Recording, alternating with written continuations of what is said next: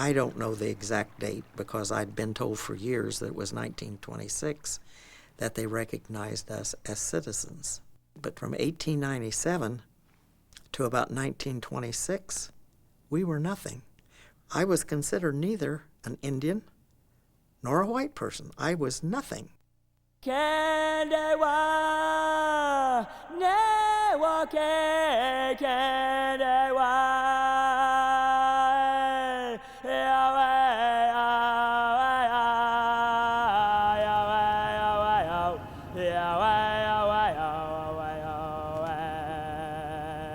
Well, growing up, we were just a family that lived close to Mother Earth. My mother was also from a farm family.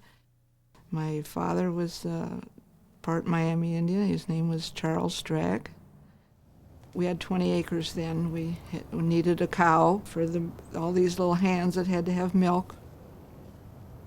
Grandfather being the Indian, my grandmother, who was French, she was the one that kept it together.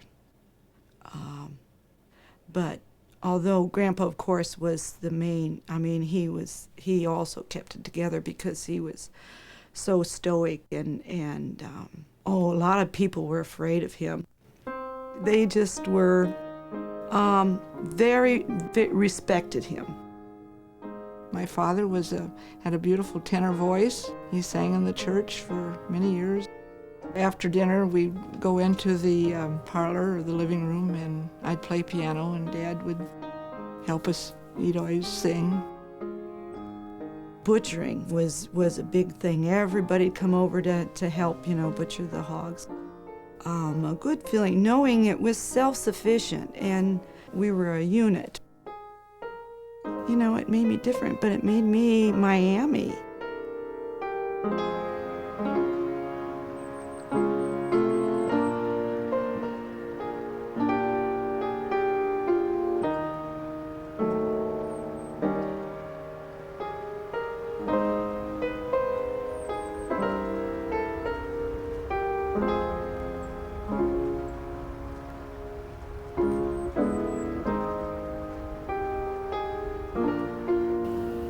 My name is Oliver Z. Bondy, and I'm the great-great-grandson of Francis Slocum.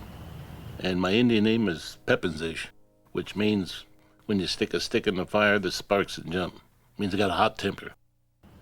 My mother was Dutch, but that doesn't make me less an Indian. My dad was full-blood, considered full. He was three-quarters, a little over three-quarters. I went hunting with him and things like that. But and he taught me how to live with a knife, in the woods and make things, traps and snares. And we spent a lot of time, he'd say things in Indian to me and tell me the old ways, as he called it. And there's an old saying my dad told me, pish ki shilewa. That means just the hounds are loose, or it's hard to decipher. It just means like somebody turned loose the animals. That mean that the white people are coming? Yeah, yes, yeah.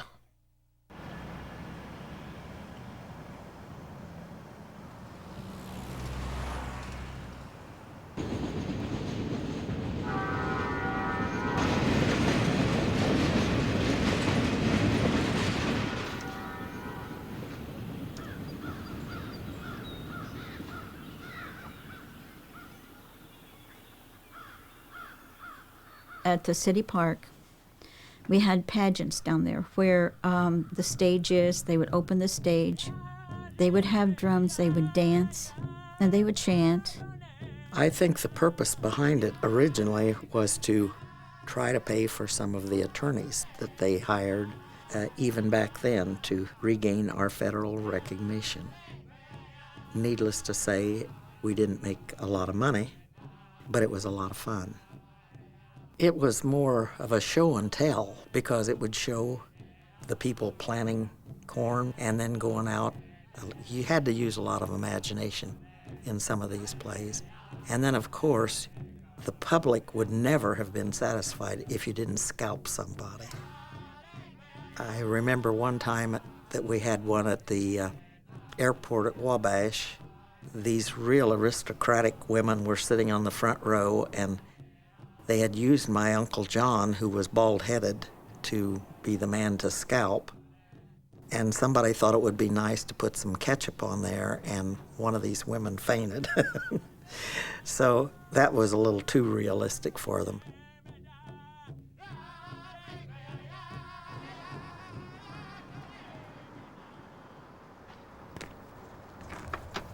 Well, I first worked when I was 16 years old, and I worked in a restaurant. I worked at Wabash County Hospital for 20 years. I now work in a factory for Ford Motor Company. My father and my mother were both Miami Indian. My father was a fireman on the Wabash Fire Department, and everybody knew that our family was Indian. I had no problems at all. I was never teased or tormented. And I went in the front door of the school, a very proud person.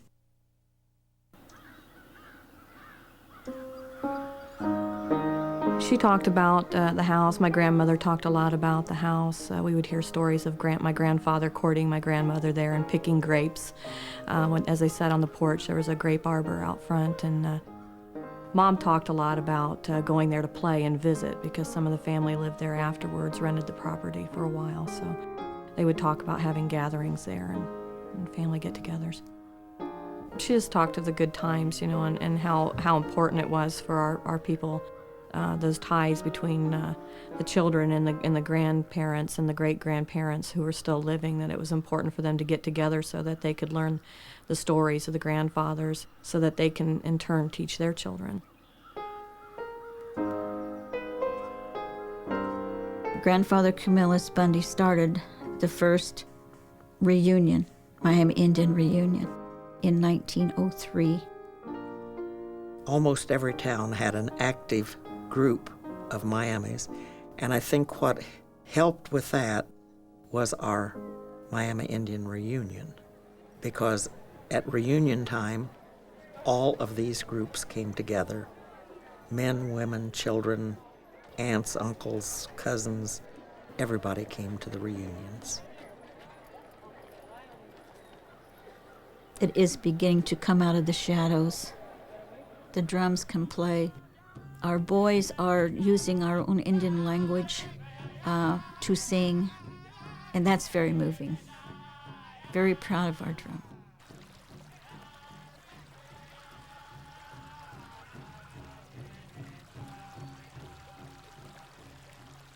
In 1961, Congress funded the construction of a dam on the Mississinewa River. The mile-long dam flooded much of the former Miami land between Peru and Marion, threatening several Indian home sites and the Bundy or Francis Slocum Cemetery.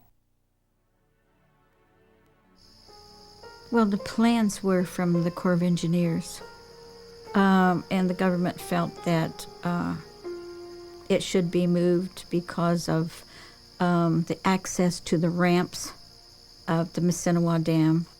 The government can do what they want, and it's sad, very sad, to disturb a resting place.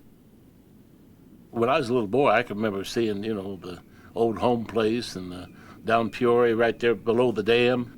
There was a trading post there, and it's just not the same. I mean, they even charge me to go in, and I have to go. If I want to go in to see my own cemetery, unless I go the back way, I have to pay to go through the park.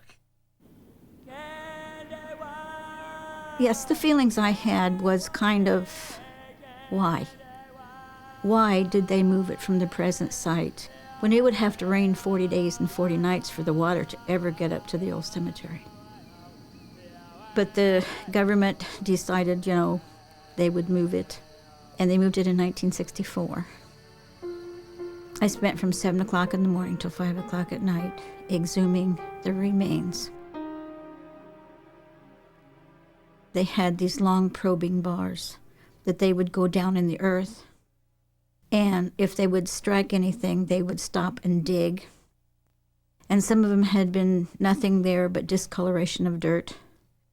Then my grandmother, only thing was there was her head, and she had long braids wrapped around her head, and every hairpin was in place. There wasn't anything disturbed at all.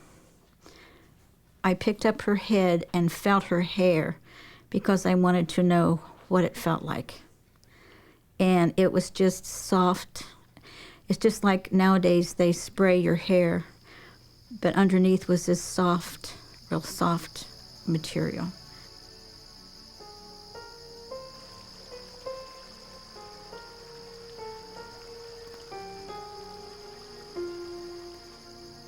They can't eliminate us. We're going to be here forever. I mean, I may die and my sons made up, but there's still going to be a Miami somewhere. They didn't complete the job on us.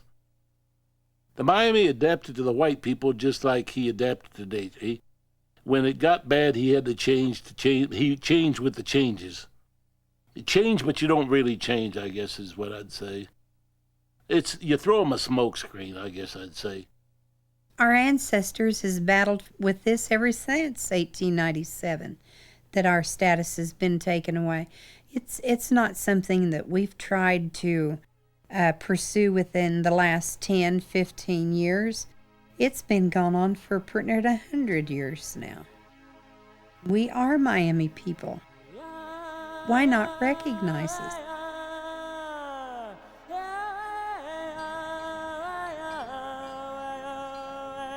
It's not so important to think that, oh, I wish I was Indian, but to say how important it is for you to be you. You know, whether you're Scottish or you're German or whatever your heritage is, that's important to know that and to be proud of that, just as I am proud of being Miami.